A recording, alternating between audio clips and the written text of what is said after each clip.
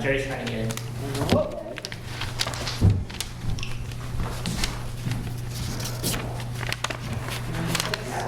We scoot down a little bit so he is somehow. Yeah, the internet. Hey, Hank, you're on. Jerry. Clock right. I have 6:55. It's about 3 minutes slow. 58. 55 as well.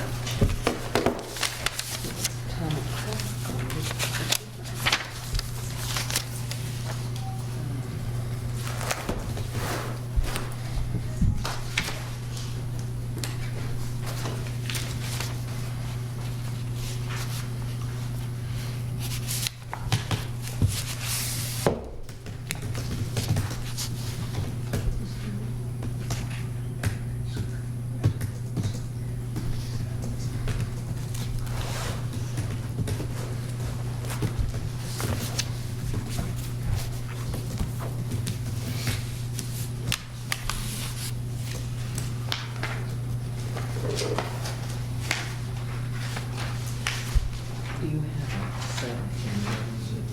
What? Do you have a set in there?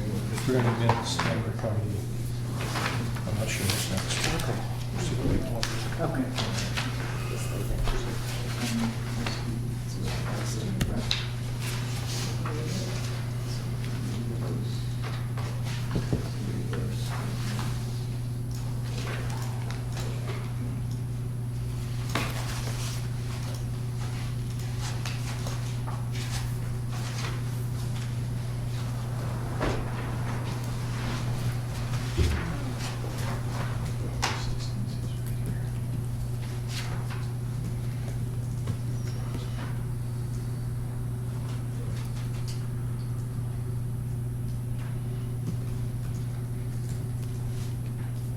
Silence over the room.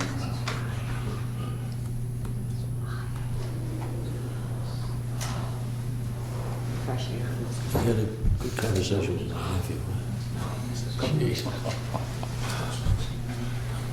I said to Gene, I said, you know, Chris is a little out of his depth now. That's pretty far over. He comes to see me. If we can't talk, we can't Oh, talk. yeah. Hey, Oh, yeah, that's Elaine's the minute niece. he opens his mouth, his wife says no. Yep. Elaine's niece is the same way. I said, yeah, we don't want to hear it. You're going to cause trouble. Well, you know, in the final analysis, he said, well, like Paul, because when he gets back to her, he goes, Benghazi, Benghazi, Benghazi. I know. I'm sorry. If you haven't got anything else to grab onto, go for that. Yes, it pretty soon it's going to be emails.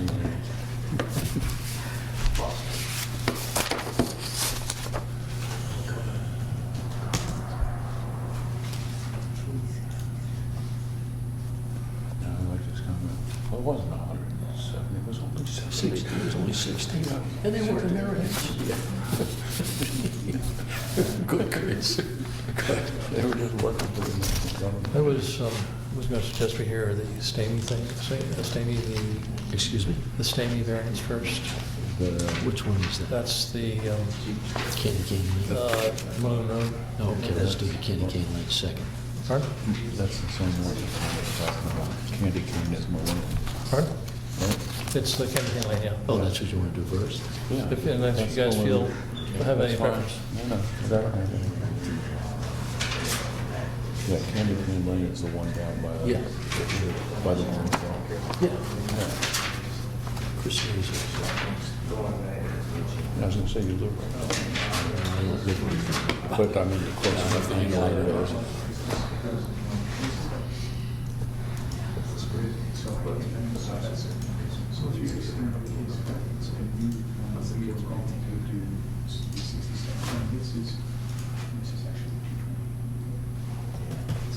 How did we do before everybody was around with smartphones and iPads and all that stuff? We were talking the other day about, I can remember the secretary taking shorthand.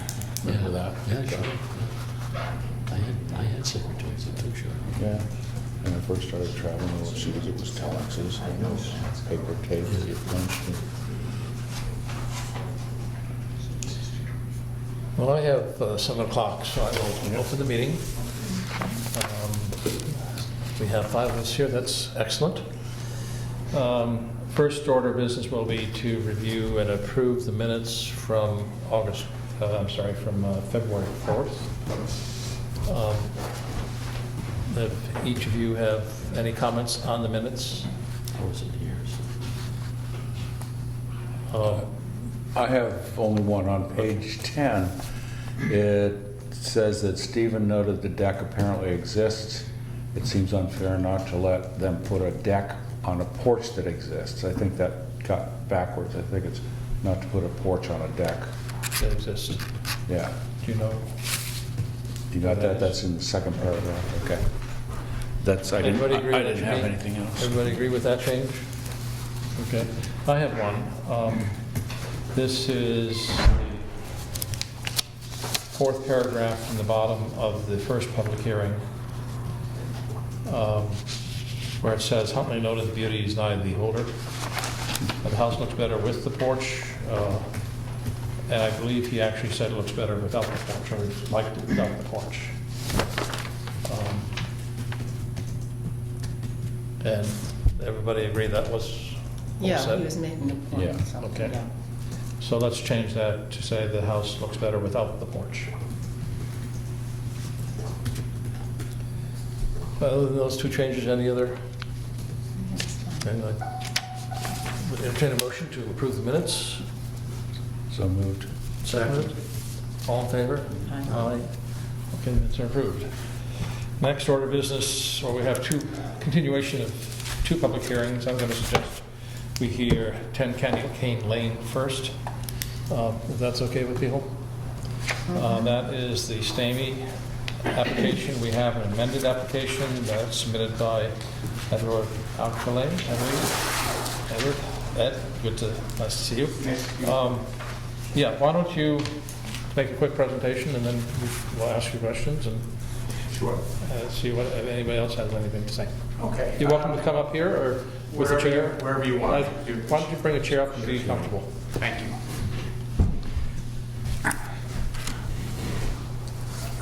Good evening. So basically, I'll just summarize my application. I'm not going to go through the whole thing because that'll just waste time. I'm sure you've had a chance to read it.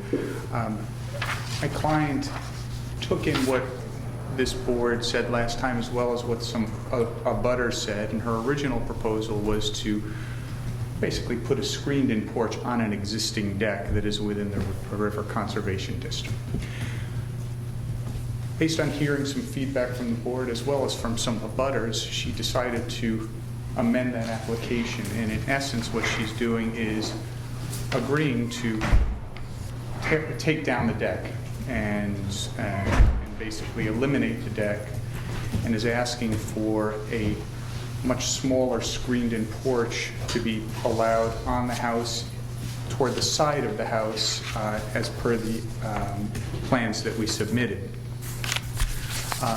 It's just if anybody wants to refer to it. The one thing I'd like to correct in my amended application is I said the existing deck that's there now was 533 square feet, and the new screened-in porch would be 367 square feet. I've been informed by Stephen Weeder that it's actually the new proposal would go from 533 square feet to 225 square feet, less than half of the square footage.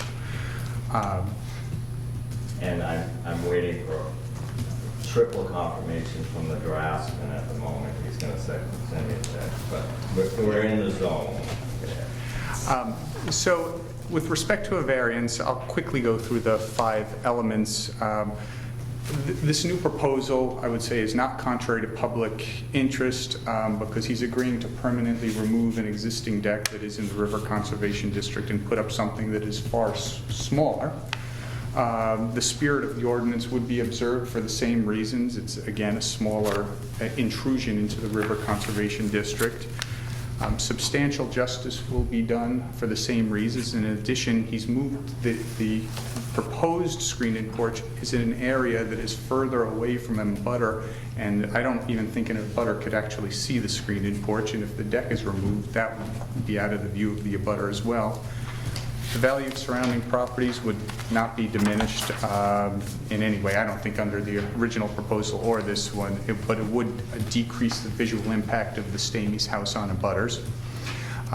I think the real question for this board is whether the literal enforcement of the provisions would result in an unnecessary hardship. And I think this board has discretion to determine whether what is meant by unnecessary hardship in this case. In the past, unnecessary hardship was interpreted much more strictly than it has been more recently by the courts and even by the legislature.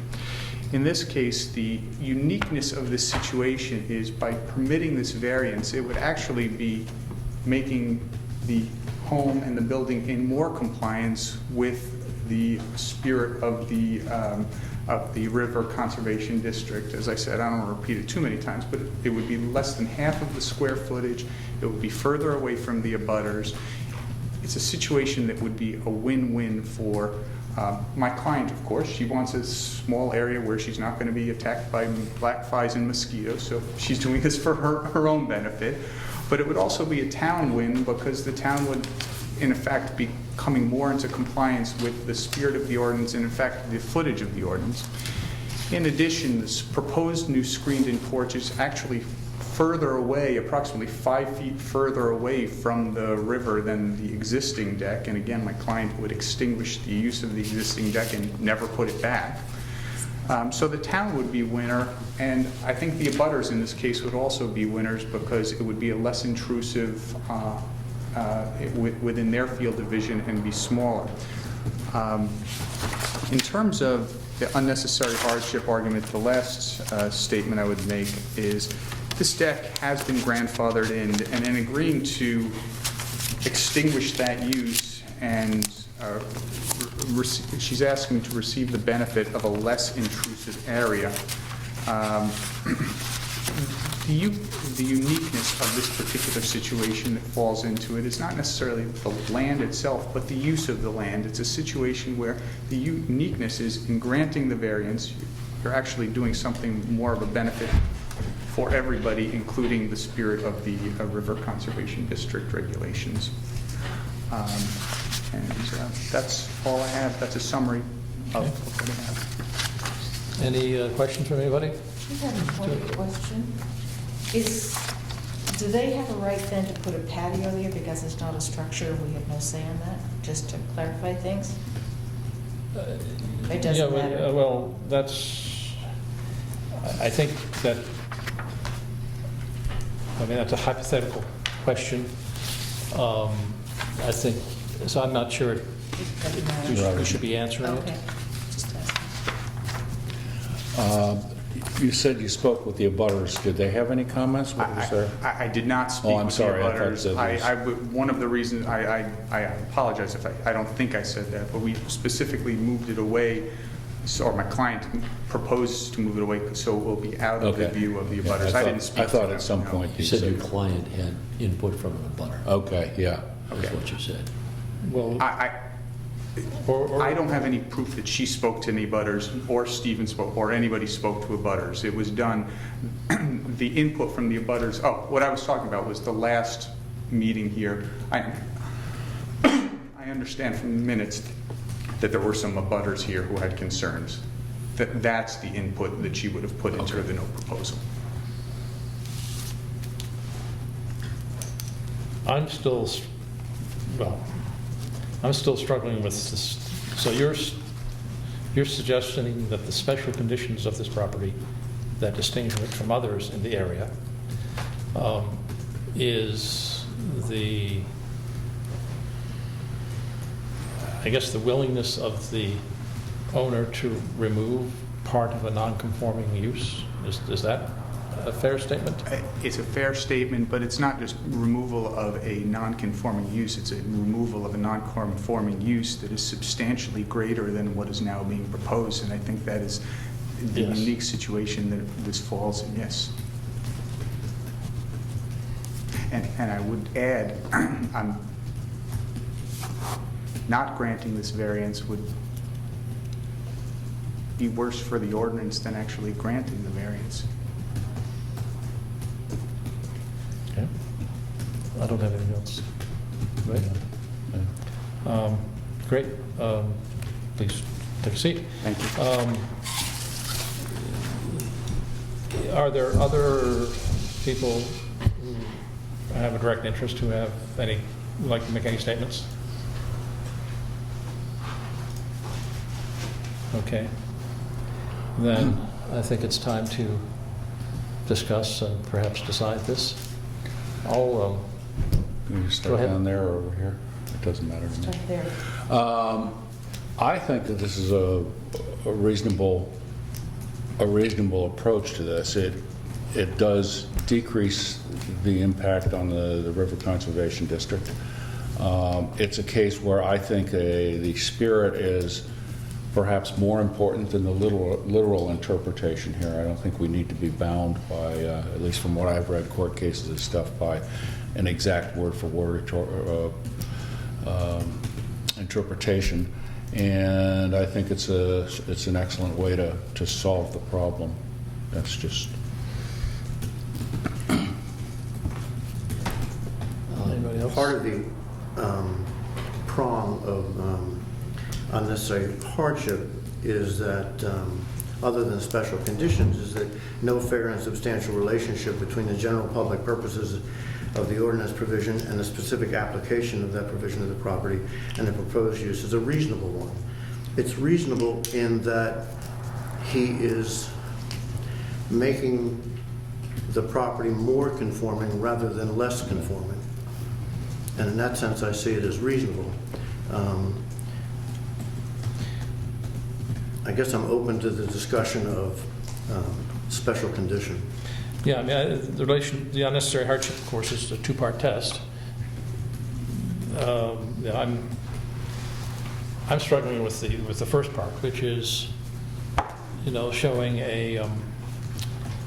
that somehow this property is being treated unfairly, given the surrounding properties or given others in the town. Special condition. Yes. I think I agree that the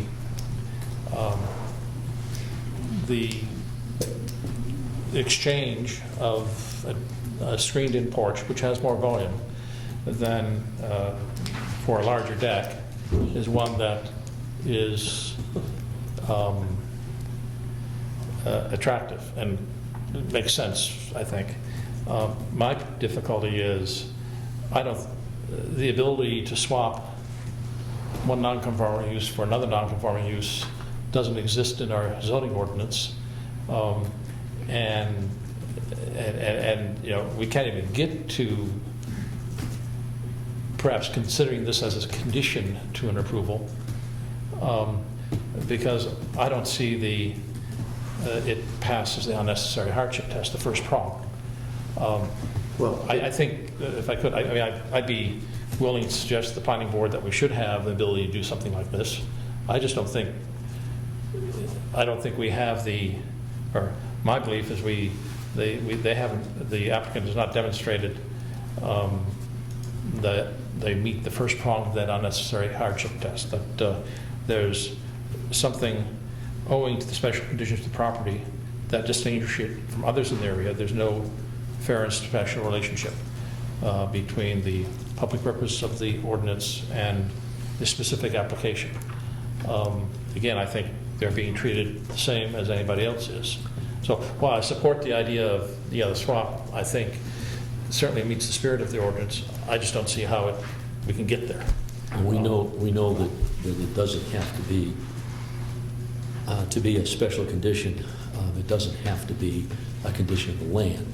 It can Yes. be a condition of the building. That can also be a special condition. Yes. So here you've got a building. I don't know whether their neighbors have a deck that runs out to the river, but you've got a building with a large deck that runs out to the river, and they're proposing a change which will remove that large deck, and as Ed Alcalay has pointed out, it makes it less non-conforming. And as Jerry has pointed out, it doesn't, say it again, it doesn't, Well, there's no fair and substantial relationship between the general purposes of the ordinance and the provision of specific right, application. to apply this. No, it's a reasonable use. But that's the second To- prong, but they have to meet the first prong as well. Well, the first prong could be said to be that the building itself is a special condition in that it's got a deck that runs out to the river or toward the river, and the whole building is in the River Conservation District. In So other that- words, anybody with a non-conforming So building. if we had anyone with a non-conforming building who wanted to make it less non-conforming, well, maybe Each it one, would. each It one. would seem to each me one's not to different, be. But still, I would. Each one tend to different, agree. but it would seem to me not to be the thing to say, well, we're going to apply this by the letter. You know, how does that help anybody? I mean, the idea, the whole idea of the ordinance is the health, safety, welfare of the community. How does that help anyone? Doesn't help anybody. And that's one of the reasons you have a zoning board, is to make these interpretations. Perhaps a portion of it, if you feel that the benefit, to me, outweighs the letter, maybe it should be worth consideration. I agree that we need to meet those criteria, but I think they can be met by looking at the building as a special condition. How, I may ask you then to write the opinion, but Don't do that. the distance requirement, or the setback requirement that is in question is the 6 foot, 6 inches? Well, the The whole building. the whole building. The whole building itself is, yeah. yeah, the whole building is, or almost the entirety of the house is within the River Conservation District. Yeah. Raised the question how that happened, but I don't think that's before us. Is the Well, whole, the is the river- the whole river- building in the River The Conservation? River Conservation District is not a setback requirement, it's a use requirement. Well, yes, so you can't have this kind of use within the River Conservation District, I agree. Unless, in other words, if you read that ordinance, unless it already exists, or Grandfathered. that it, not even grandfathered, but that it, the ordinance seems to, that particular ordinance, when I read it, the River Conservation, seemed to allow a lot of outs for the structure, as long as it's a permitted use in the area. And it is, I mean, the house is a permitted use in the rural residential. Yeah, but we will be adding a structure in the River Conservation District, it's new porch. Are you saying that you could increase, if you had a house in the River Conservation District, which this one is, and you decided you would double its size, that you could just do that? No, I don't Because think it's, well, then that's, so if you're going But to it- increase the nonconformity, certainly, that would be a question, right? In this case, they're going to reduce the nonconformity. Right. But if they were increasing the nonconformity, now, why don't they put the screen porch on the back of the house, which isn't in the River Conservation District? We just put an addition on that side. Oh, I see. Okay. I get it. Martha, you've been silent, any comments? You're talking about there's nothing in the zoning, I'm thinking there is in the zoning somewhere mitigating, where if I have a house here and I have land someplace else, I can use that land as acreage from my land over here, or I can have, Yeah. offsets. Mitigating. So it's possible to have offsets from lot to lot. Why not within the lot to have offsets? It's just not dear. Right, yeah. Okay, yeah. The other thing is, that, as a general comment, if you look at the new handbook and some of the land use regulations, the courts have been moving the state more and more toward the rights of the owner. It's shifted a little bit over time. It seems to be moving in that direction. Now, that's just a general comment that has, no real bearing on this case. We still have criteria that have to be met. Sure. Just the question is how you meet them. Again. From a it's- conservation, it- I really feel strong about getting rid of that porch on, close to the water, that, from that perspective. I think not it's from this board, improving but yeah. what's happening.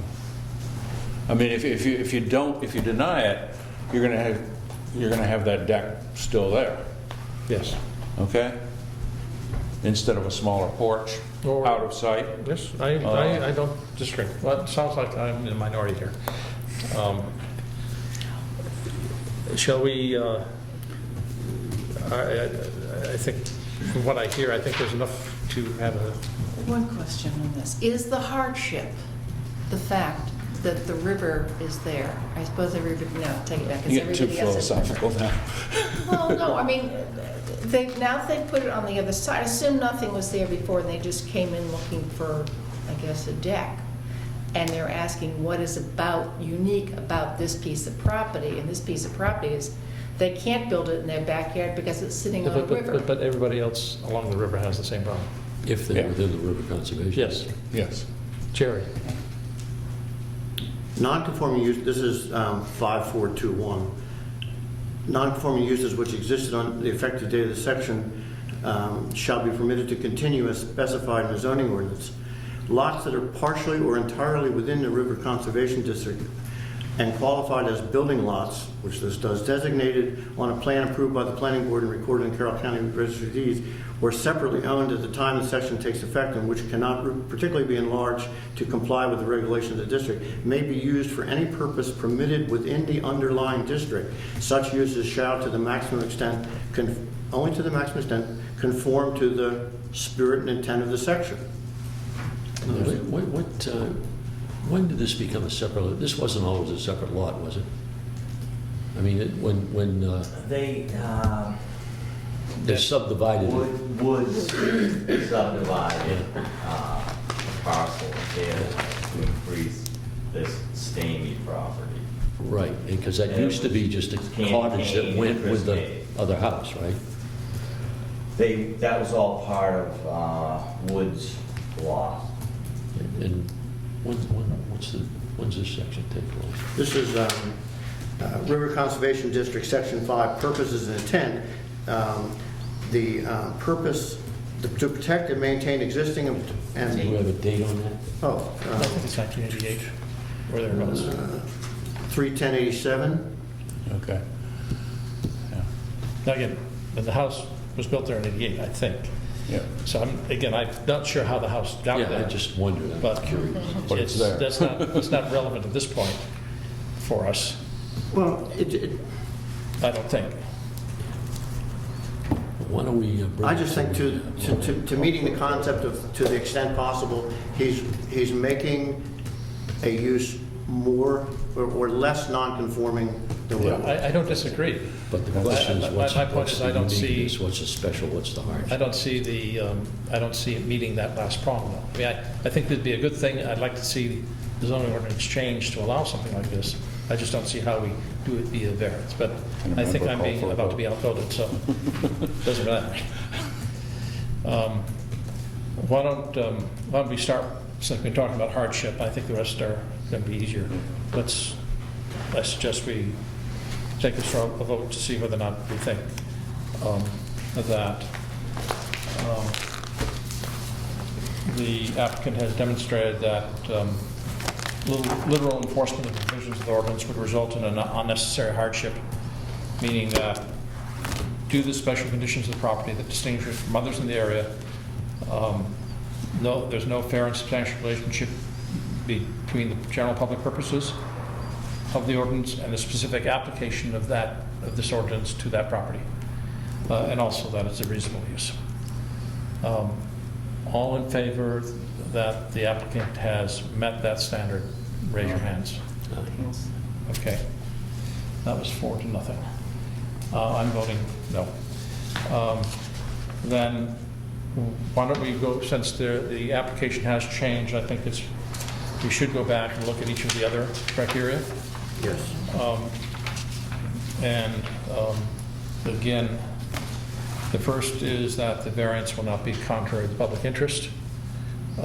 All those in favor, raise their hand. I agree. That's unanimous. The spirit of the ordinance will be observed. Agreed. Substantial justice is done. Agreed. The values of surrounding properties are not diminished. Agreed. So we've just voted that they have met all the criteria, so the next step would be for somebody to move that we grant a variance. Can I just add before we do So- that? Yes. I move we grant the variance. With conditions? That it can never be built? It's already been moved. You can unmove it. Well, they couldn't build it They again. couldn't so build it, it's- yeah. They couldn't do They'd have to that. come Yeah, back. for a People building. do. I'd like What to see it in the conditions are you deed. suggesting? There was always a screen porch and is written into the deed. Because we just have too many things in town that people forget about. You mean Over that- the years, that- 20 years when I'm gone. That it can't be converted to what? Living space, a permanent living space, and however you say it, they can't build a knee wall, and all of a sudden there's windows, and all of a sudden it's cold in the springs, so we put glass in, then it turns into a room. Why would that be a problem if Yeah. that happened 20 years ago? Well, Well, they'd have, your point is they'd have to apply for a building. Yeah, that's what I Yes. just said. I understand. Yeah, they got to come in for a building permit. I understand. I know what you're saying, Mark. Am I correct in interpreting what you're saying is you don't want to turn a porch into living space? Right. Is a porch not living space? Year-round living space. How can we say, you can live in it in the I winter all don't you think want. that has nothing to do with what we're I don't know deciding why here. that- Nothing. Okay. It's a problem. I have my motion. I move we grant the Second. variance. Second. Second. All in favor? 3. Opposed? 2. Did you vote, Mark? Did you? Abstain? I vote for with conditions, but I know. Okay. Had 4 in favor and 1 Okay, against. He so- understands. The variance then we voted on, and it has been granted.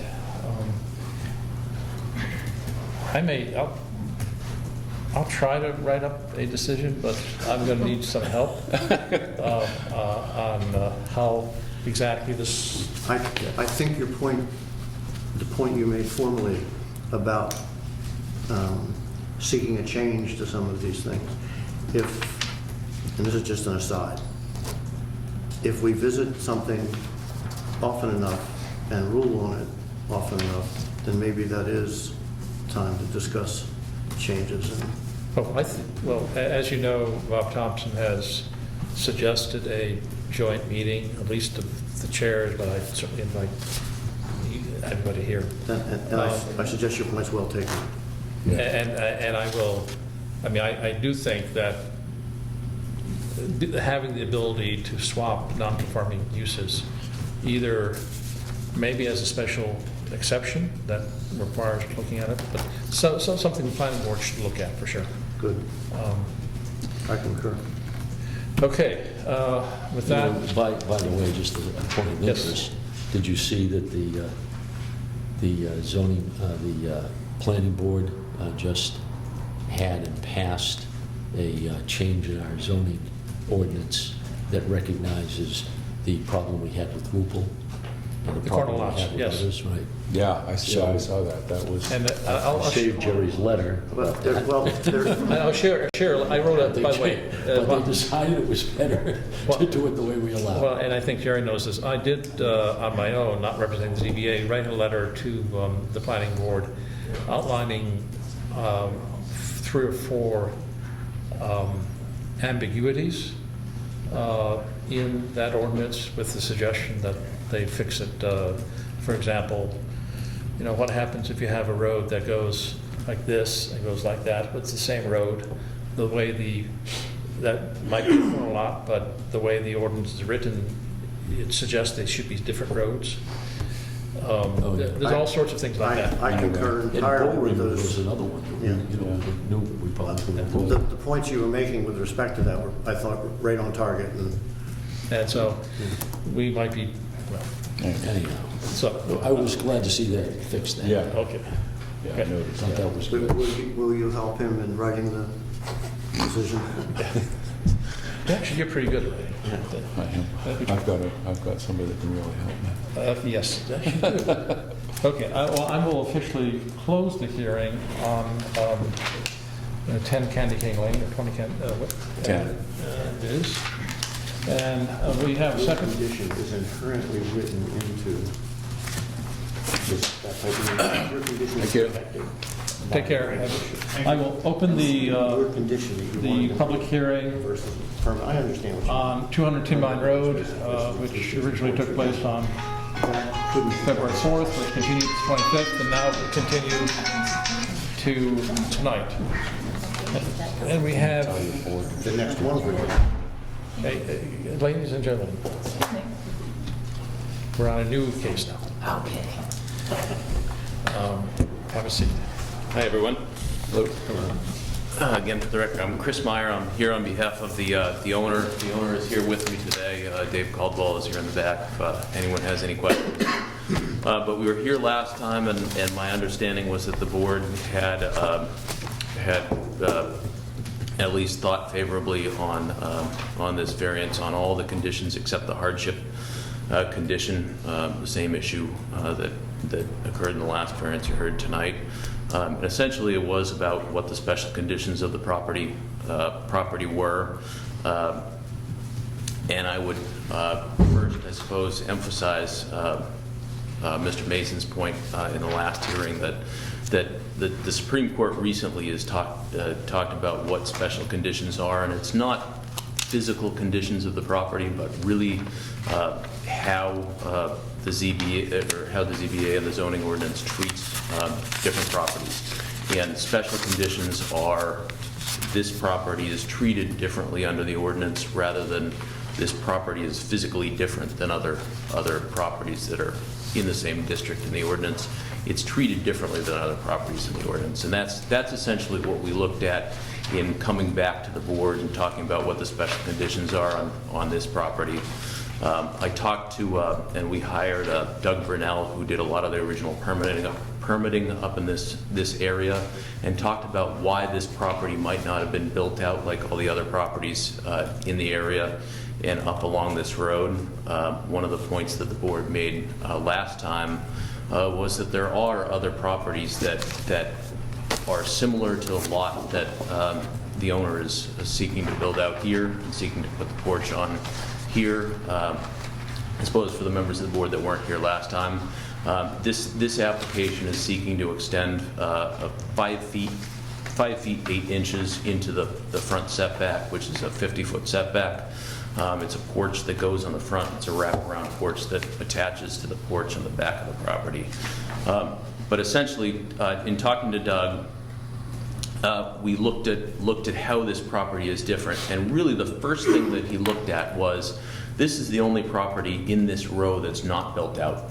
The other properties, as we discussed last time, have been built out. The 2 properties on the other side actually have extensions into the front setback. The property on Looker's left to this property has a porch exactly like this property that comes into the setback. Did they receive variances? No, I believe that they were before grandfathered. Yes. So I actually haven't gone back and looked through the entire file as to both those properties, but my understanding, and I think the board's understanding, was both these were grandfathered. And one of the reasons this property wasn't built out, it looks like, is that there's two different issues with this particular property. One is that if you look at how the road comes up, how the road's platted, and I don't think Doug platted it, but he has the original plan, the road is not in the center of the right-of-way coming down Tin Mine Road. And I think at the point it was platted, it was Profile Road or something like that. But so in terms of how this property is affected by the setback vis-a-vis the other properties on the road, is that the road here is closer to the right-of-way edge than, or the road here is further back from the right-of-way edge than other properties. So if you are looking at the property from the road, this property looks farther back. So it is affected differently than the property next door, who, if you're driving down the road, even though you have the same incursion into the setback, that property will look farther into the setback. This one would look farther back. So here we have a different impact because of how the road affects this property versus the different, you can see how. Is that evident on this? It is. You can see how the road fades away from the property as opposed to the one north of it. This property right here is the other one that has the porch on the front. Yeah. Okay. Is the red line the travel road? Is that what it is? Yeah, I believe the Dotted red is the line. traveled road and this is the right-of-way. So it looks, it's not substantial, but it is a different effect on how you're looking at the property Just 'cause it's- versus the right-of-way. Don't you have a legal survey from someone? That's, That's from What this M&S. is. The second issue is that while there's not a legal wetland on the property currently, historically there was a stream that ran across the property that hit exactly where one of the things the board was talking about last time is why don't you put the porch on the northern end within the building envelope. Historically, there was a stream through that northern edge of the building envelope that might have precluded building in that area. Previously, that is a special condition of this property that might have precluded the build-out of this property prior to, like the properties on either side of it. You had one property on either side of it that was built out prior to zoning.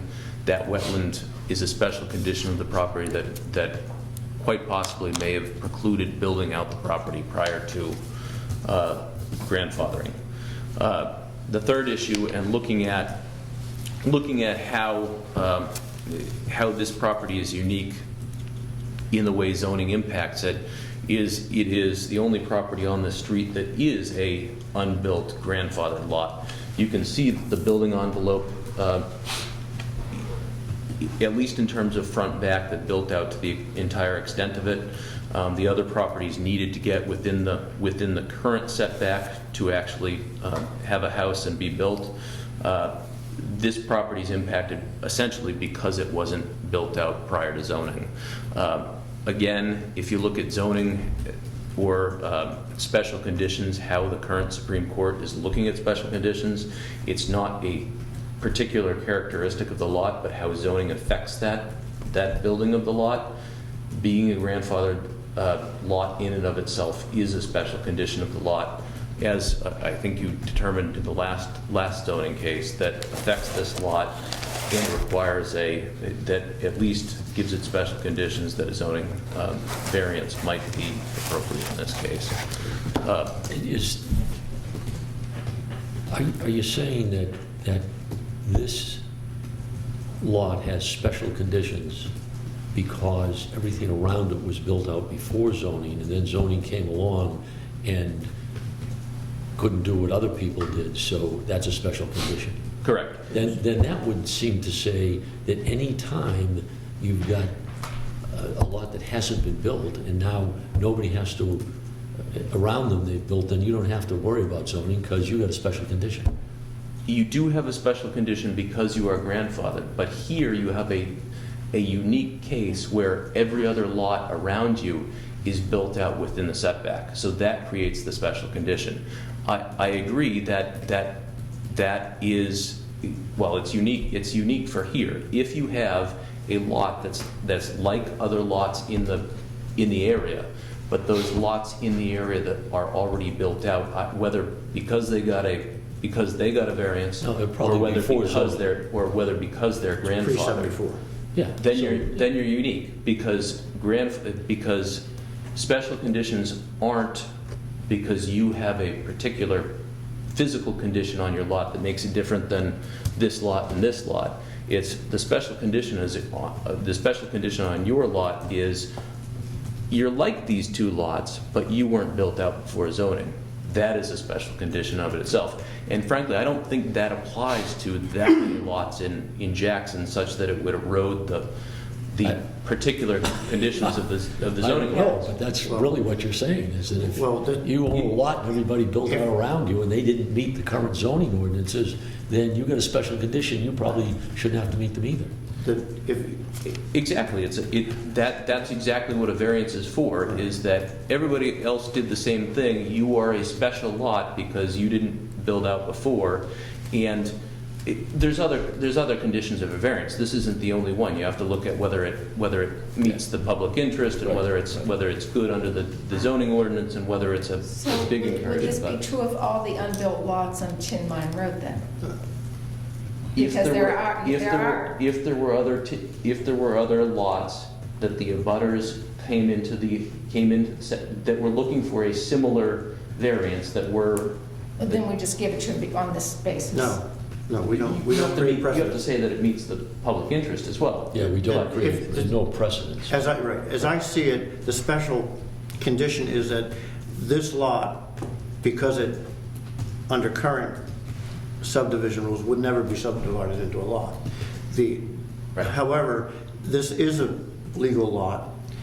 The house would be limited to basically 28 feet of space of the land, Yes, and the special condition may in fact be that. correct. You have that's one of the things that I've listed is, I listed seven different, and 8 is the confluence of all of them, but one of them is, yes, it does have a small building envelope because it's a substandard lot, and that, in fact, in and of itself is one of the special conditions that allows for a variance on this lot, in addition to it being closer to the road versus the other ones, it having a historic wetland on the property, and the other issues. Isn't it wetland now?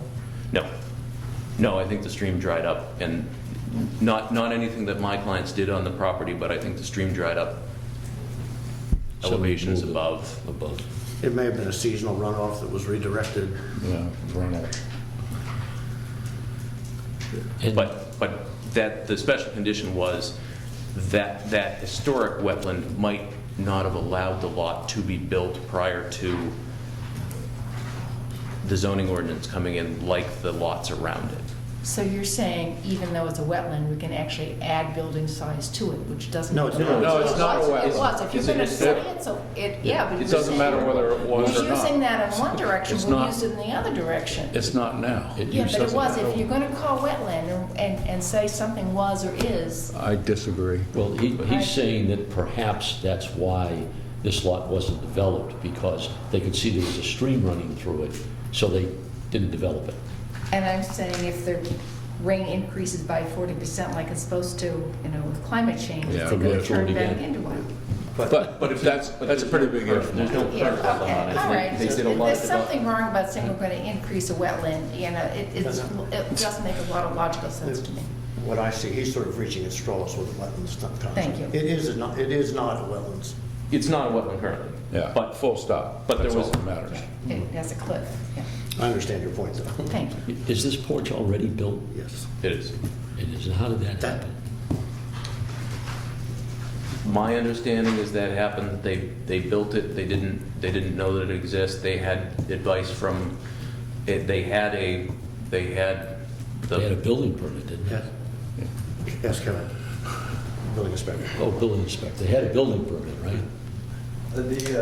What happened there is, I came on to the job in the middle of summer, and I think at that point, the footings were being poured, and the concrete walls were being poured. And we actually went up there, and I was on the job, and we went up there and did an inspection. And anyway, at no time anyone mentioned anything about this extra porch being built. So anyway. Because there were plans submitted with There were it. plans, but the original plans never showed this porch. And from what I understand too, I guess there was 2 set of plans floating around too. There was another set of plans with the porch shown, because this went out to bid to a couple other builders who looked at it, and the porch was on there. But those weren't the plans that Those we were the had. plans. So the plans that were submitted and approved was the house without the porch on it. Then, doing my inspection, going around town, I drove by, and I noticed this porch extending off the front. And that's when I stopped and I said, hey, what's up? And I knew, and I'm just thinking here, me and Goody, and the architect who drew the plans too, I mean, he knew that, you know, he was building in the setback, or even drawing in the setback. So anyway, I stopped in, and Jeff Mount's the builder, and I asked him, I said, I think there's a problem here. Could you stop building this until we figure out what's going on? And at that time, he said, no problem, I'll stop building on it. Well, I went back to the office and started doing some research. And basically, I stopped up there, this was early in the week, and I stopped up there, I think it was a Friday, and they were continuing, they were still building on it. So I said, hey, Jeff, I gotta go down to the office and write up a stop work order. And, issue to everyone, you gotta stop working on this. And that's what happened.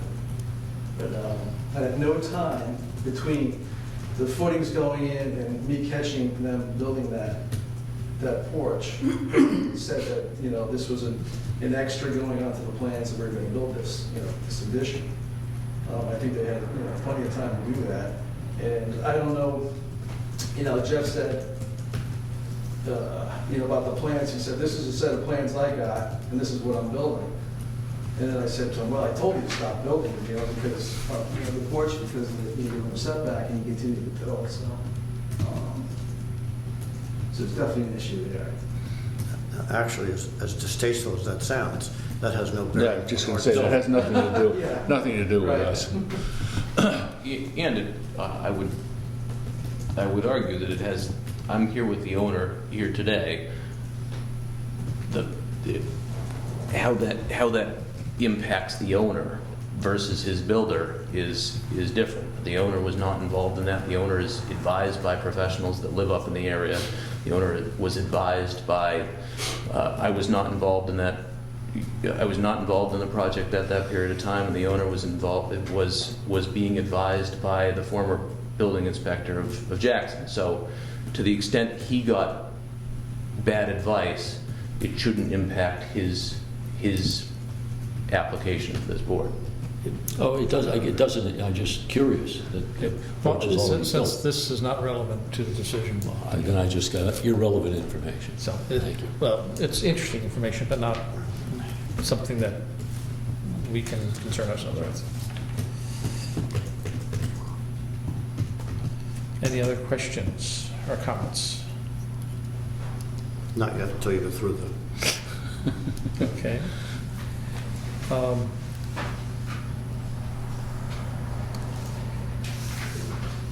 So the reason the special conditions we're talking about are a differing right-of-way, a different travel way for the right-of-way. There's 7 in my application. They're listed if you just want to Okay. copy that into the record, but it's being a substandard unbuilt lot. It's a grandfathered lot of It sounds like a stop. .036 acres. The building envelope is only Just 25 wondered if I heard feet by the same way. 75 feet. Why is that a special condition? Because Building up. it's a special, it's different than the lots around it.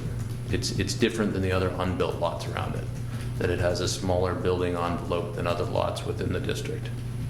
But other lots of the same It's- size would have similar restriction and. Correct, but this buildable area. is an unbuilt lot. Okay. And for the purposes of special conditions, it doesn't have to be unique to every property within the district. No, It just has to be, different. I'll make sure I understood what you're saying. Right. What is the size of this lot in relation to the lots around it? The two on either side are the same. Oh. There are other lots up the these two are the same. but most of them are. They're all right What he around was the curve. referring to was that these were built I pre-74. understand Yeah. that, yeah, I understand. There's a whole strip of lots, all parcels, all about the same size. Yeah. Yeah. Along that road. Now, across the street, it's, the lots are relatively larger. I think that's what Holly Lewis is in the butter. Who still needed Yeah. a variance. But this strip, But there are also on Tin Mine, that development, there were something like 200 and something half-acre plus or minus lots all over the place. Here, Dan. Under an acre, let's call them under an To acre. answer Dave's question, this is from the original application. You can see on their side of Tin Mine Road, I'm sorry, their side, yeah, it's Tin Mine Road, you can see. Yeah, I see. It's, There's lots of .36, Yes. Yeah. 0.37 lots, right? The 3 in a row, there are 3. light points, yes. Basically lots that would not be permitted today. Today. Yeah. What are the rest of his, go ahead, I'm sorry, 7 I points. interrupted you, you were Oh, sure. summarizing the points. That's, the building envelope was the second one. This project is they're looking to put up the first LEED Platinum certified home in Jackson, and I believe in the area. It would be a zero impact home. They're looking to make it essentially zero impact on the grid so that it produces more energy, or at least as much energy as it puts out. The angle of this home needs to be in the angle that it is to catch the azimuth angle of the sun. It's got solar shingles on it, and that's why it's configured the way it is. The fourth condition. But wait, but why would that, what has that got to do with the presence or absence of a porch? It's part of the alignment of the house. If you look at the neighboring lot, to bring the first floor up to the grade, all these lots drop off down the slope. So the configuration of the house on the lot has the shingles coming down on one side of it and needs to have the porch to come up to the grade to access the house. So the entire configuration of the house, based upon the building envelope and how you need the slope of the house to come down, requires this configuration. I'm struggling with that I don't because see the that. original. yeah, the I don't house, see that at all. if the house is pointed in the correct direction, then what does the porch have to do with it?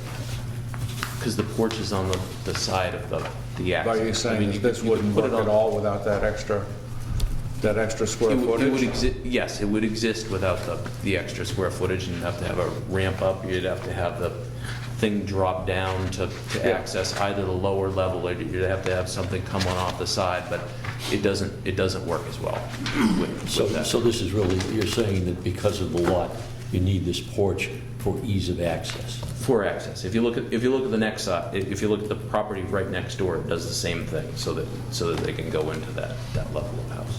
But the portion of the porch on the other side of on the facing the house, On the tin mine, the other side.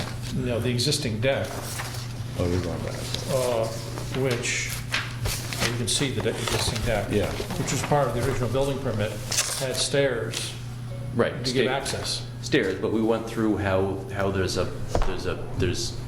last time we went through how that two of the parents that use the house have disabilities and can't come in stairs. So But there's stairs to Pardon? get up Stairs. on this porch too. I mean, the porch isn't flush with the ground level. I think the front porch is flush with the ground level, and or it's at least Yeah. less stairs to get in. I mean, the stairway you have on the original plan is 6 steps up, rather than one that's more flush on the front. Yeah, as I recall, it was like 1 or 2 steps on the Have front. we all gone up and looked at That's it? the Yeah. Yeah, I'm sorry? I was just wondering if we all physically saw it. yeah. I've seen it, but I haven't seen them, how they may have changed the grade by filling in afterwards, or if they have. Well, again, you can't fill in the grade right to the foundation, or you have runoff issues. So you fill in south, and then you use a porch to cover over the grade that goes down to the foundation. Okay. I just want to see that.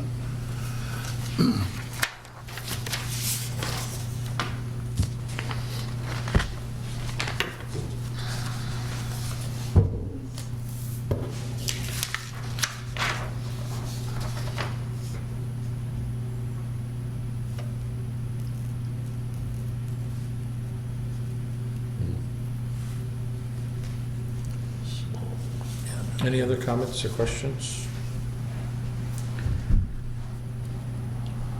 When you start to go through the problems, I have one comment. relative to the spirit of the ordinance. Just, Shall I, well, go ahead, Martha.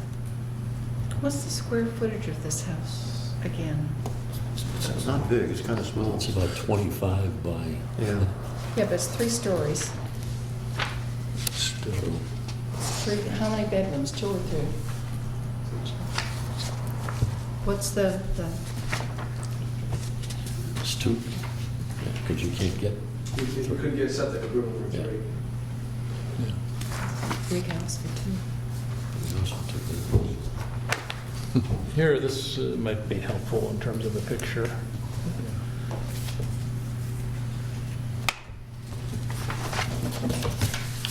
That's from Tin Mine Road, that's one of the pictures that Kevin took. You can see the deck off to the right, which It is in the affords- setback, but it is We look- we did not in the restore it. prescribed setback.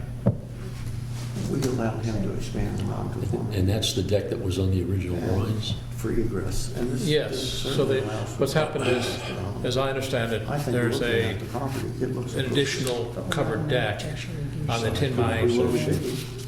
Tin Mine Road side of the house that wasn't on the original plans. And that's some Which I think he's- portion, substantial portion Stop of this that. conversation Yeah. over there. Martha? Yeah, can I see that? Yeah, you've seen it. It's, yeah. Well, Ed, I'm sorry, Chris. I guess I'd ask you to step back Sure. and see if anybody else has any comments at this point.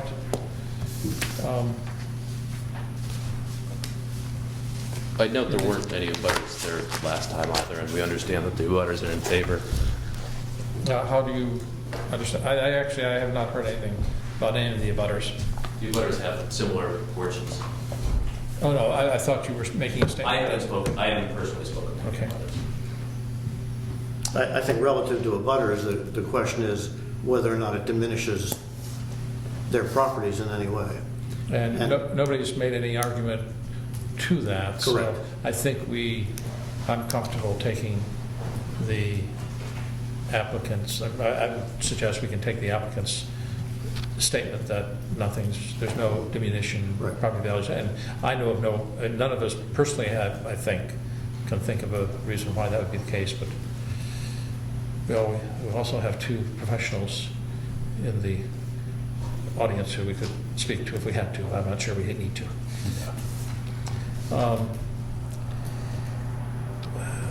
Well, I mean, I guess I still don't, I mean, I have a hard time with many of the arguments on hardship, especially that it's a hardship because this was unbuilt when zoning was adopted. I mean, I'm being a little bit flippant there, I understand, but I'd be very uncomfortable supporting a variance for that, whether a major pillar of the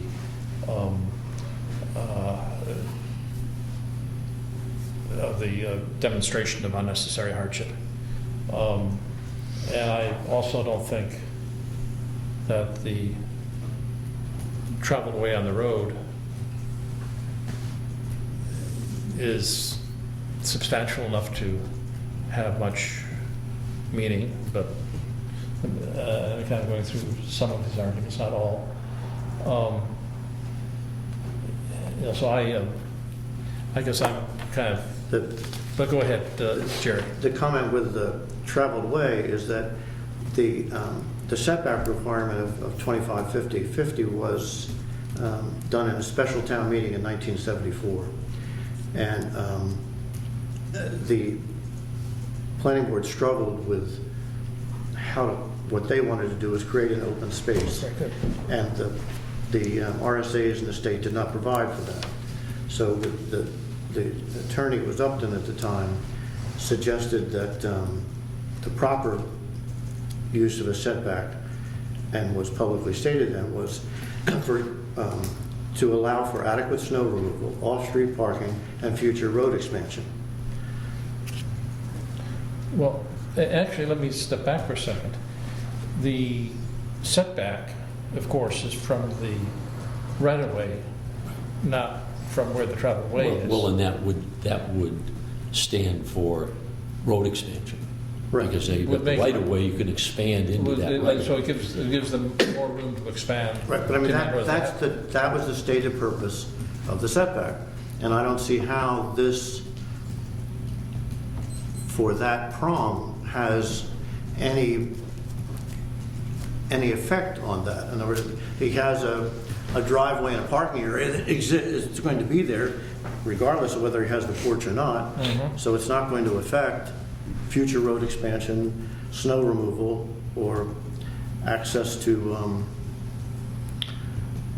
of emergency vehicles. Yeah, but if those are the only purposes for the front setback, why do we have a 50-foot setback from the That's property? why. I mean, that was the stated reason of the setback. But doesn't 50, I don't want to rehash history, but 50 feet seems a little excessive to give room for snow removal and, But what I'm saying is that was the cloak under which they did it. Was Understand. because they weren't allowed to use the concept of open space. Is that, I see. is that, And, is there a record on that? and relative to the adequate road expansion, snow removal, and access of response emergency vehicles,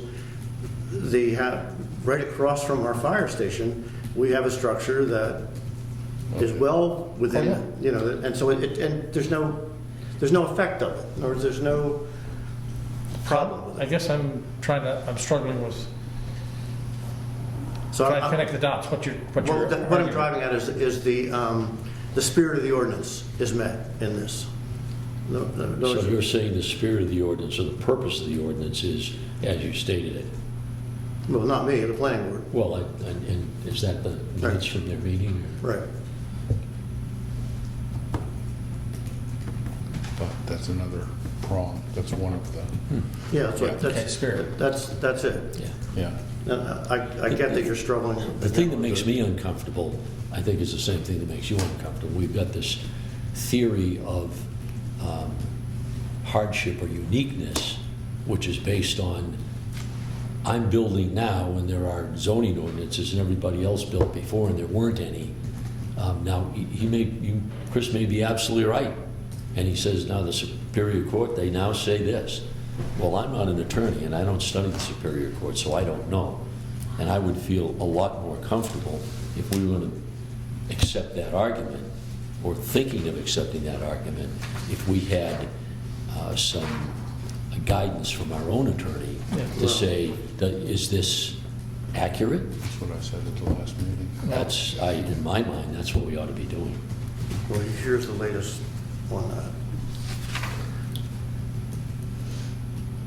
I don't Values look of at surrounding just those properties. three houses being the What we're neighborhood. talking about. I'm sorry? I just don't look at those So- three houses. I look at Chin Mine Road and the number of sub-size units that have not yet been built. There's quite a few still up there that people have hung on to. If not exactly in Chin Mine and Juniper and the whole area. I don't hear anybody on the board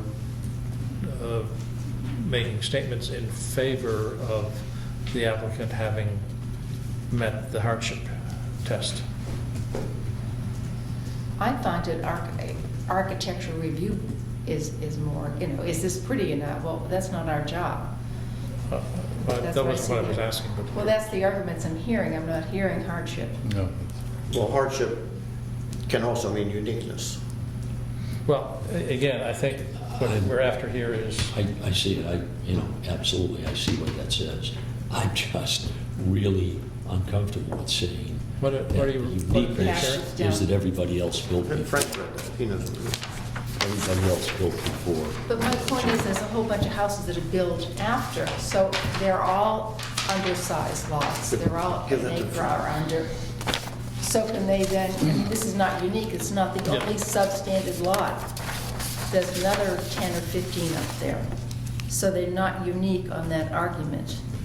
Well, and Chris would argue that they all ought to be entitled to a variance. But if that's they a want to planning put board what you put on the change, it's setback. not our, then it becomes a planning board issue. Well, yeah, let's not put words in Chris's mouth. But think that's what he said. I would argue that it doesn't need to be the only lot. That's, the Supreme Court is very clear on that. It does not need to be the only lot. I'm not, And some of them might qualify, some of them might not. It's whether they meet all the criteria. The hardship criteria, all those lots might meet. And I would suggest that you just found on the last one, that the only special condition on that last lot was that it had a pre-existing We're not going to argue with porch. that last lot. Each one is individual. I understand, but you've got to be fairly consistent, because that's what following case law is about. Well, it's not case law. We We're didn't not just say lawyers. case law. Well, no. let's not get into a argument or conversation on this topic. Yes, Jerry? Is it Chris? Yes. Yes. I would just like to hear, in as concise a way as you can state it, what is the uniqueness of the property? Uniqueness of the property, it's a small lot. It has a small building envelope. It is not built prior to zoning like the lots around it. It's on a slope that requires a porch to get up to grade, whether you have the house at grade or not. It has a historic wetland, so you couldn't build in the building envelope prior to zoning. If you look at when that wetland was on the property, it was in the time prior to zoning. It had a wetland up to, I think the map I had was about 2000. So you couldn't build in this building envelope prior to 2000 because there was a wetland on it.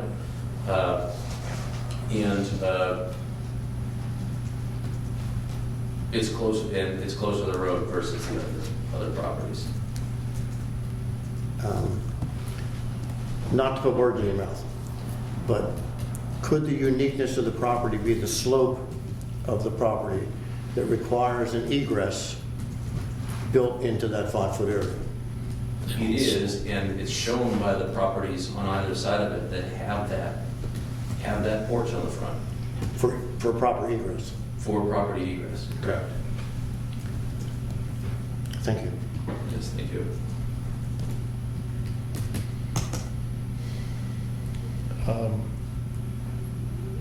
Who would argue that they have met the criteria for hardship? I would argue that they have met the uniqueness criteria, that they need that 5-foot to establish proper egress to the home because of the slope of the law. I wouldn't argue that they didn't, but I would like to hear from our legal counsel, because I think I know these cases don't set precedent, but this is a very interesting approach to establish hardship. And we've got a lot of that. We've got a lot of lots like this, as Martha has said, in town. And it would be nice to hear from our counsel to say, yep, I think that's right on the money. So we're a little smarter next time around. Well, Basically. exactly. Now, the applicant comes here with an attorney, which is great, and the attorney represents the applicant and is paid to represent the applicant. That's why you have attorneys in situations. Everybody has an attorney, not just one attorney, telling you what the Superior Court says and what establishes the hardship. And this is not crystal clear to me. I've never thought of anything like this before. So I would say I wouldn't vote against it. I would vote against it tonight because I don't have the information. I'd like to have the corroboration of this being what the Superior Court has said about, or the Supreme Court has said about uniqueness and hardship. That would be my So you would suggest we continue? I would continue it. I would get our attorney. I would have him review it, review Chris's list of reasons why this is a hardship, and Get his paralegal to go through the court cases. I would take. Yeah. I would like to hear what he sees. And Martha or Dave Tusky? I made that point last week, at our last session, that I thought that a review by Mr. Malia would be a good thing. If you turn it down, he's going to take it to court, so he might as well take care of the headaches now. Well, I'm not ready to, I mean, that's, It's a little too if frank. we have doubt, A little too frank, if but there that's is how it doubt, comes then it probably does make sense to, I mean, I'm ready to say no tonight, but I think I'm not. I'm not happy with this at all. I'd say But no tonight. I think there's enough people So you would who vote no? either No. would be inclined to grant it, or at least want information from our council, that I guess I'd entertain that, I mean, I entertain a motion that we do that we continue and, Well, I would make a motion that we continue the hearing so that we can get advice from our council. Second. Let's not make it too long. all in favor of taking that action? I mean, I want to make, Jerry, I want to make sure you're also in favor of going this direction. Apartment? Going in this direction. Would you support Dave's? I guess permission to speak freely? Yeah. I don't. I think that the decision is ours. I think that, I mean, I don't want to attorneys very often give you both sides of an issue and then say, you decide. Yes. And I think it's pretty clear that we have both sides of the issue tonight.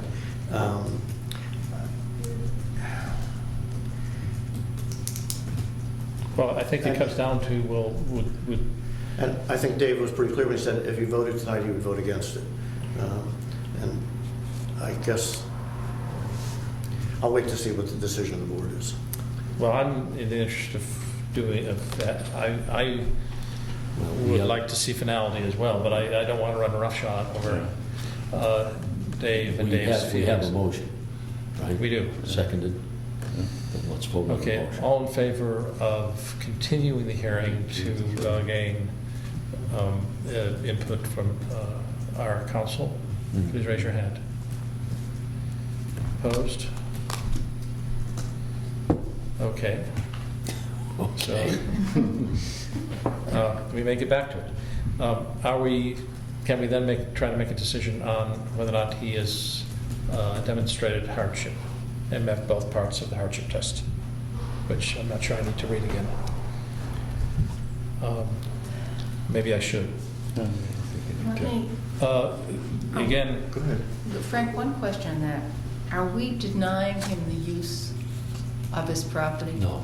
no, he hasn't. No, you don't. Okay, because They that to have me a is building. really important. I mean, They have a house, they have a porch, they can do entryway, they can park. so So they again, don't, they don't have a use. porch. If, They have Yeah. 3/4 of the Right. porch, They have a deck. 3/4 of it. but not a porch in the to front. be clear, if we rule tonight against this, then assuming other things are in place, he will have to remove the porch. Yes. Yes. I think we all, but it depends on the selectmen, of course, but, or the building inspector, I should say, but they would presumably order its removal, yes. They're the enforcers. So I'm going to ask for a vote on whether or not, well, let me remind everybody what unnecessary hardship means, that owing to special conditions of the property that distinguish it from other properties in the area, there's no, because of those special conditions, there's no fair and substantial relationship between the purposes of this part of the zoning ordinance and the application of that ordinance to this property. And second, that it's a reasonable use. All in favor that the applicant has demonstrated that there is unnecessary hardship, please raise your hand. 2, okay. All those opposed? 3.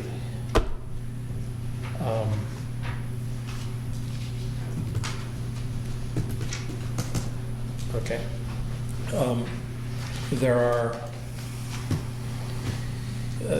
because Dave Mason is new to the case, I think we should go through the other conditions, other tests, and make sure that we all feel that they have or have not been met. First is the variance is not contrary to the public interest. All in favor that the applicant has demonstrated that is not contrary to the public interest, raise your hand. 3, 2. I say no, and Martha, no. I say no, it is contrary to Okay. public interest. Number 2, that the spirit of the ordinance is preserved. All those in favor that the applicant has demonstrated that the spirit of the ordinance is preserved, raise your hand. 4, 2, Martha, 1, no. Number 3, that substantial justice is done. All those in favor that the applicant has demonstrated that, raise your hand. 3, and all those opposed? 2 against. 4, that the value of surrounding properties are not diminished. All those in favor that the applicant has demonstrated that, 5 to nothing. Okay, so it would appear that we have a majority that is unwilling to grant the variance, so I'd ask for a motion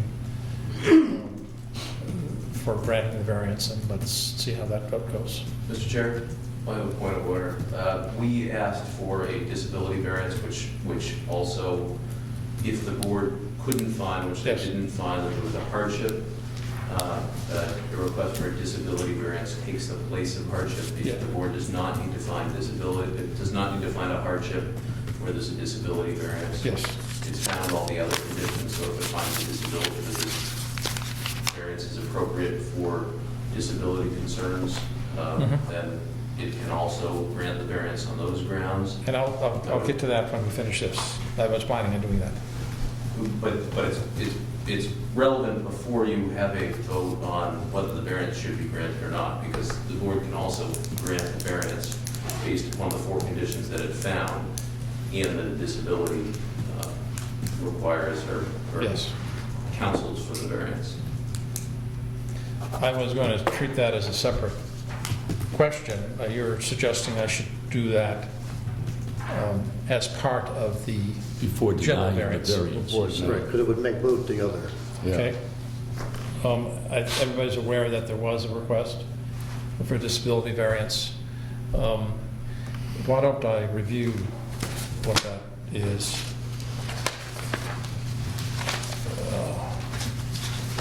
Research that. Well, let's be clear. So there's 2 parents that have disabilities. One of the disabilities is, I believe, skin cancer, and I think the other disability is cataracts, if I'm not mistaken. Late stage Parkinson's. Late stage Parkinson's. We have, and we're able to grant the variance to somebody who uses the property with a disability. We have the ability to grant that variance only for the life of that person, or for the period of time that that person is using the property, and then it'd have to be removed. Or we can grant the variance without that condition. Could you repeat that, please? Okay. Because I haven't researched that part of this. Okay. I didn't know we were going to get that. We can, let me read the,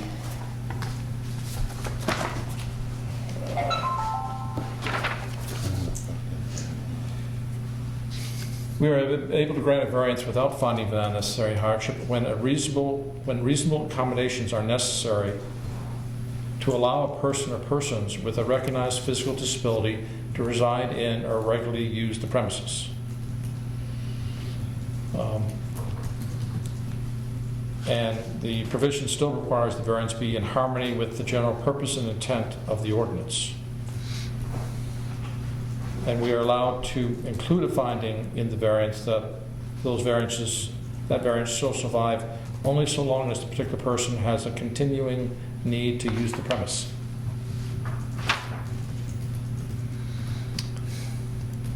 Now, And the extension of that is that at that time, the variance becomes void. yes, And presumably then, if there's a new owner, or if parents pass away and it's the same owner, they have to come back in, I would presume, and say, well, I need the variance, that one's disappeared, I'm guessing.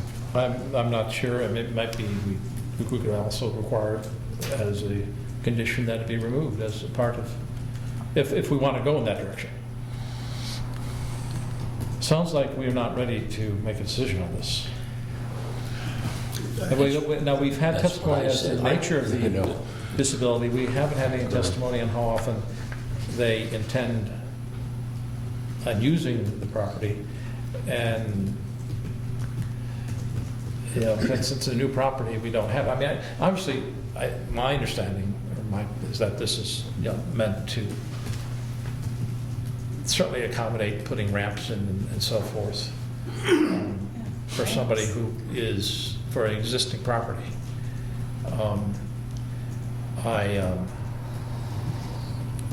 I'm not sure how to approach a new Well, building. if you were building a property and you knew you had disabled people that were going to be using it, you'd build things to make it easier for them to use it. Yes. And that might require, on a building envelope of this size, it might require that you had to come outside the building envelope. Yes. So that's, No, go ahead, I Jerry. was just going to ask Chris if that's his interpretation of the disability variance, that it would go away. Yes, it is. It would go away. We don't have to make it go away, but we have the Right. power to You- make it. You have the power to attach conditions. I just wanted to know. You have the power to either make it be permanent, or that it goes with the property and it's an existing condition of the property that's better for people with disabilities, or you can make it go away based upon the person that's using it. Right.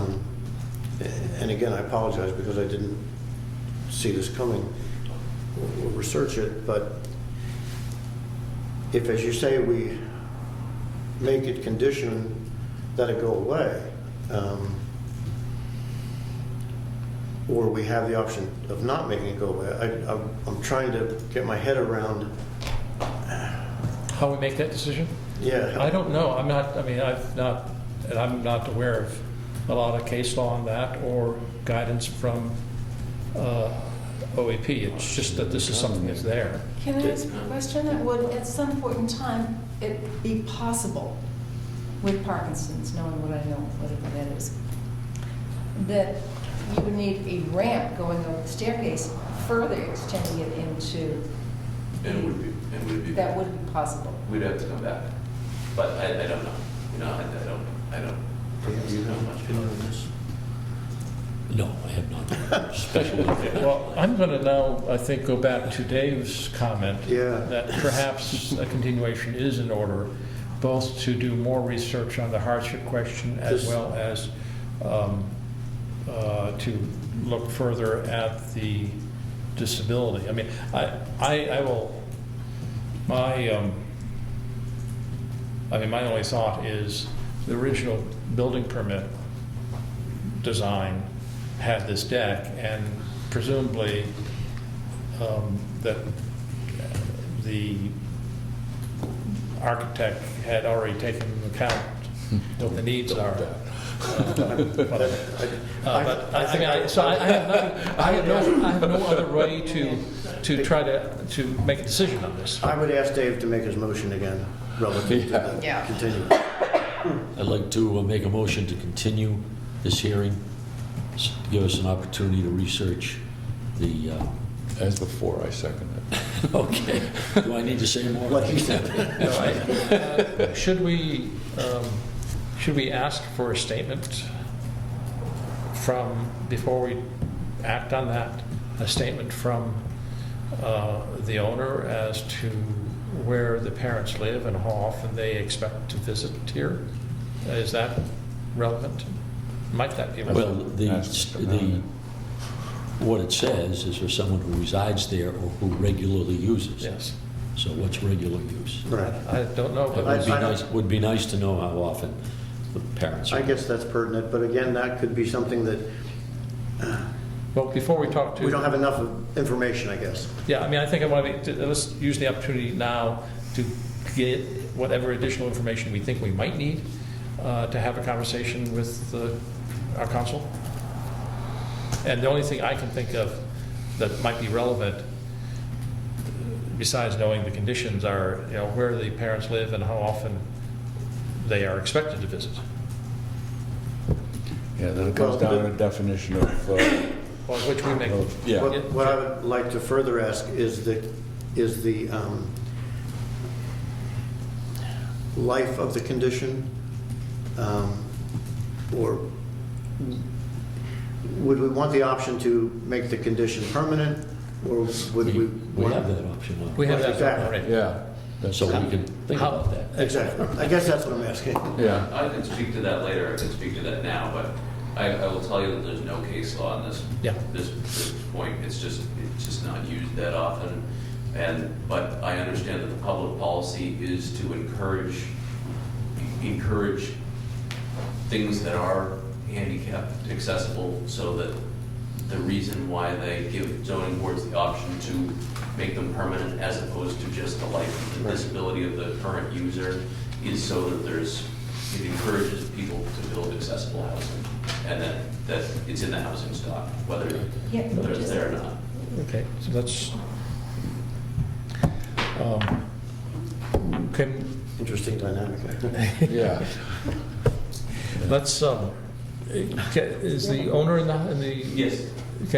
Okay, would you just quickly indicate where the parents reside and how often they visit you? May I come forward? Oh, yes, Please absolutely. do.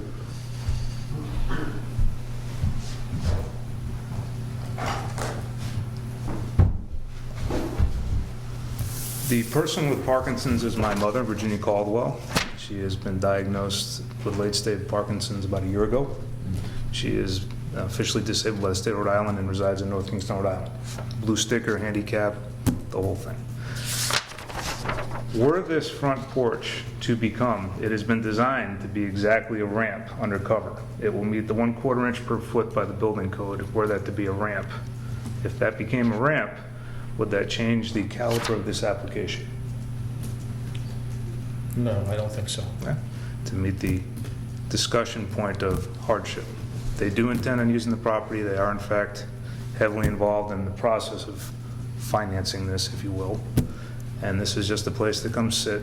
On the north side, what we discovered is, and I'd be happy to explain how this came to be over the course of the past 2 years, if anyone would be so inclined, then perhaps at the Wildcat afterwards, but for the purpose of this discussion, why we're here tonight, I can give you some thoughts on where we are, and I understand the concerns of the board and where we're at. But that front porch that you see would perfectly accommodate a legal handicap ramp if you just sloped it right down to the dirt and got out and went up in that fashion. My mother is not in a wheelchair at present. This house has been designed with a first floor master suite, handicap shower. I think you see the floor plan to accommodate someone who can basically just kind of be quiet on our first floor. The porch is also the only spot on the property that's in the shade in the summer, and that's something that did arise this summer that we came to notice. But if that were a ramp, then it would, And that's why we're not in need of a ramp right now. We are able to get up a couple of stairs with some assistance. But were that to become a ramp, then it becomes a true handicap accessible property with a code conforming ADA ramp. That would make that, with the threshold clearance that we have in the front door, you would be able to have someone with a wheelchair utilize the property. That would be very easy to do. I'd certainly be willing to do that.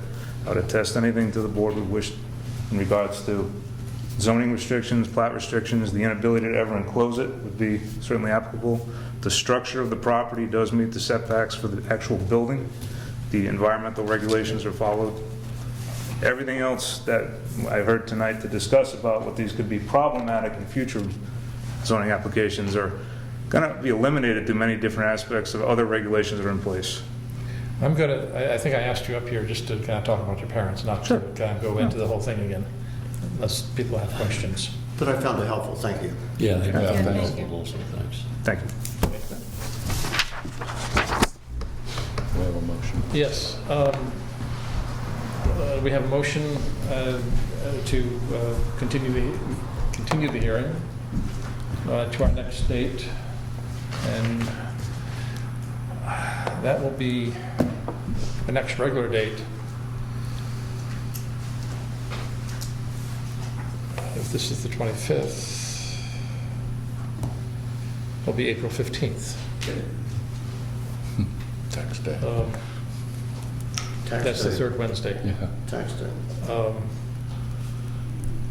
Well, first, let's get the motion out of the way that we want to continue. All in favor of continuing the hearing, please raise your hand. Okay, we all want to continue then. Does anybody on the board have a problem with the 15th? That just gives us 3 to 4 weeks to, well, 4 weeks actually, to get a hold of Peter and do whatever research we need. Anybody want to try and thinks we should try to act more quickly? Well, the porch is already built. Yep. I assume the house is moving forward, so I guess there's really no rush. We don't have to do it next week. I like that. Yeah, we can wait till the next regular meeting. Okay, good. And you're not leaving until later on that week, or the 20th? I'm leaving on the 20th. Okay. Yes, sir. I don't quite know how to ask this properly, but would it be appropriate to ask us how we feel about this aspect of the porch at this time? Yeah, we can certainly. Do we have any comments on that? Oh, My comment would be if he came in here and said, I'd like to build a ramp so that I can make sure that my parents will be able to get in and out of the house, I'd be saying hallelujah. But then we wouldn't be hearing that we need to do this because it's a non-conforming lot and everybody else built before he built. Right. I'm really uncomfortable. So putting a ramp on it would make you comfortable? Well, then we do it under disability, not under, Yeah, we're not. you know. How do you feel about that? I guess that summarizes it pretty well. It's, I'm comfortable with it under disability, this disability argument, but not, if you were just saying, I'm putting this porch on and I want to make sure I have a ramp so the next buyer, that'll be a plus for me, you know, that, yeah. Martha, how do you feel about it? I just built an addition to my house and I made it wheelchair accessible right in off the street, and I really have a hard time with this whole thing that we're all gonna get old and we're all disabled, and I've got skin cancer and I know half the other people sitting here do. And we've all got disabilities. This whole town is coming out of our ears with disabilities. Yeah. But to me, that means nothing. So what? So, yeah. This is an well, individual case. I mean, who, I don't know how to read that. If I see, if they lived here, if they owned the house, if they lived here, I'd feel stronger. I just have I gotta think about it. I just have to think about it. Okay. It doesn't, that's the way I it doesn't sway my heart. It's not, everyone needs access, everywhere. If they wanted to remove the porch and put in a ramp, I'd be okay with that. I'd be fine with But that. to me, a ramp doesn't have a roof and. Well, a ramp can have a Have a roof, yeah. because you Okay. gotta keep Well, how else are you gonna get in the house? snow off of it Yeah. and so forth. Well, Nothing wrong with a roof on it. okay. If we made that a ramp I have more, instead of a porch, the question I have is the permanent of it. In other words, if we do grant it based on the hardship, which we all seem to have some leanings toward, how do we deal with the permanence of it? I mean, I mean, the disability, granting it because of the disability. I think Chris's that's point the way is that excellent, question- Pete. We ought to be trying to build handicapped accessible property. So once it's And there, it's because there. he has someone who's going to regularly use this house who is handicapped, we have the ability to give him variance without having to think about whether everybody who has a lot where somebody is built before zoning gets an automatic variance. But what I'm with you there, but the question I have is the permanence of it. Yeah. In other words, when the person passes and is using it, does he have to remove it? Well, he would only have to remove it if we made that a condition. Exactly. And that's what I'm asking. Are we leaning toward that condition? No, I'm not. Okay. I'm not either, but, I'm not. all right. Okay, before I officially continue the hearing, I'd also suggest that, That sounds like the three of them are willing to go for the handicap, so we could just end it now. We've already agreed that we're Yeah, going to we've continue, All right, Martha. okay, all right. I heard three. Yeah, because I'm really not comfortable with this totally. I'd like to hear what, I think what Chris, my understanding from going to a couple of conferences is basically what Chris said. Peter, or whoever, I guess I can call OEP as well, is not going to be all that helpful in terms of how we make this decision. okay. But we can ask. No, I accept that. We've already decided. Do you to accept ask. that, dude? Yes. No, we can't. We've already. Okay, I was going to ask, let's make sure everybody goes up and looks at the property. While I'll we look again. look again. In the context of what we've been talking about, I will make effort to contact Peter. Now, excuse me, just if we allow, well, maybe you can ask Peter if you don't know. If we allow that variance, can we condition it on it becoming a ramp? Yes. I think the quick answer is we can add just about any condition we want on any variance we grant Okay. that we think, makes sense and is in the spirit of the zoning ordinance and whatever.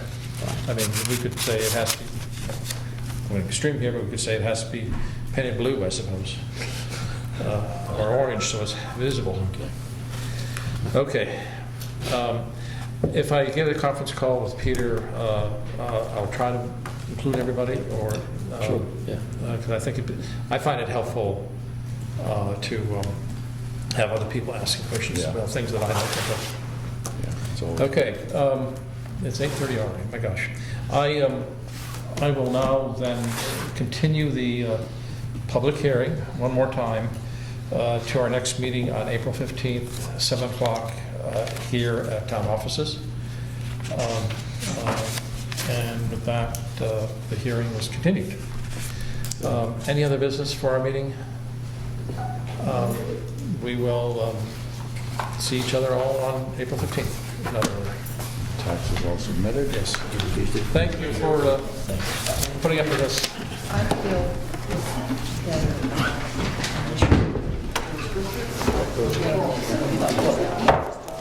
better.